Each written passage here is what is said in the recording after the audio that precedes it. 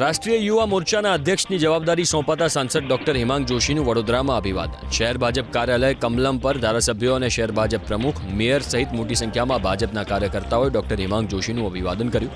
રાષ્ટ્રીય યુવા મોરચાના અધ્યક્ષની જવાબદારી મળતા ડોક્ટર હિમાંગ જોશીએ ભાજપના કેન્દ્રીય અને પ્રદેશ નેતૃત્વનો આભાર માન્યો. મીડિયા સાથે વાત કરતા ડોક્ટર હિમાંગ જોશી બોલ્યા કે પક્ષે એવા વ્યક્તિની પસંદગી કરી છે જેના પરિવારમાં અગાઉથી કોઈ રાજકીય પદ કે સ્થાન નહોતું.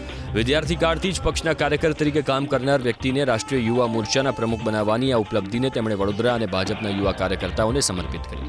સાથે જ વિપક્ષ પર શાબ્દિક પ્રહાર કરતા કહ્યું કે દેશ વિરોધી તત્વોએ જેનઝીને ગેરમાર્ગે દોરવાનો પ્રયાસ કર્યો હતો, પણ જેનઝી પ્રધાનમંત્રી મોદીની સાથે જ છે. એટલું જ નહીં, રાહુલ ગાંધી પર પણ ડોક્ટર હિમાંગ જોશીએ કટાક્ષ કર્યા.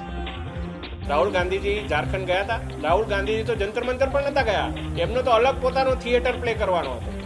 રાહુલ ગાંધી એ જ્યારે યુવા હતા ત્યારે મોટા દેખાવા માટે જબ્બો લેંઘો પહેરતા હતા, અને જ્યારે પોતે હવે વયોવૃદ્ધ થવા આવ્યા છે ત્યારે યુવા દેખાવા માટે ટી શર્ટ અને પેન્ટ પહેરે છે.